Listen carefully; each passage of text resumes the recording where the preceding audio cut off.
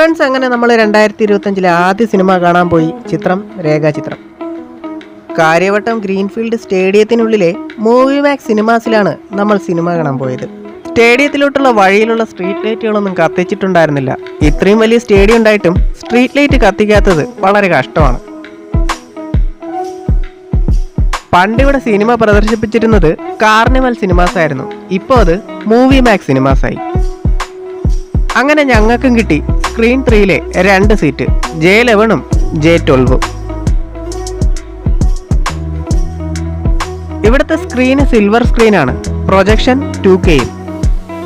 ഇവിടുത്തെ ആംബിയൻസ് എന്ന് പറഞ്ഞാൽ ഒരു റെഡിഷ് ആംബിയൻസ് ആണ്. കാർണിവൽ ഉണ്ടായിരുന്നപ്പോഴും ഇതേ ആംബിയൻസ് തന്നെയായിരുന്നു.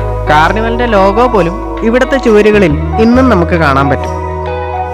അധികം വൈകാതെ സ്ക്രീനിൽ ആഡ് തെളിഞ്ഞു. ഇവിടെ സിനിമ ഡിസ്ട്രിബ്യൂട്ട് ചെയ്യുന്നത് ക്യൂബ് എന്ന കമ്പനിയാണ്. ഈ ഹാളിലെ സൗണ്ട് സിസ്റ്റം ഡോൾബി 7.1 ആണ്. വെച്ച് താമസിപ്പിക്കാതെ സിനിമ തുടങ്ങി. 2K പ്രൊജക്ഷൻ ആണെങ്കിലും ദൃശ്യങ്ങൾക്ക് അത്യാവശ്യം വ്യക്തത ഉണ്ടായിരുന്നു. വൻ താരനിര തന്നെ ഈ ചിത്രത്തിലുണ്ടായിരുന്നു.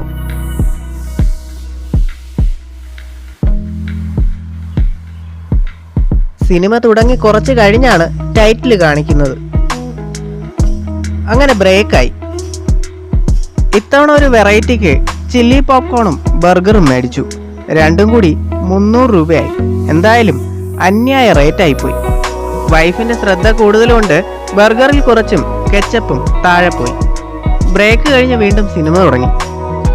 ആർട്ടിഫിഷ്യൽ ഇന്റലിജൻസ് കൊണ്ടുള്ള മമ്മൂട്ടിയുടെ റീക്രിയേഷൻ തരക്കേടില്ലായിരുന്നു. അങ്ങനെ സിനിമ അവസാനത്തിലേക്ക് എത്തി. അടുത്തിടെ കണ്ടതിൽ വെച്ച് വളരെ നല്ലൊരു സിനിമയാണ് രേഖാചിത്രം.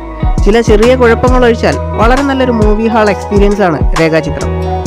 ഇനി വീട്ടിലേക്കുള്ള മടക്കമാണ്. രാത്രി ആയതുകൊണ്ട് കറങ്ങി തിരിഞ്ഞ് നിന്നില്ല. മറ്റൊരു വീഡിയോയിൽ വീണ്ടും കാണാം. ബൈ.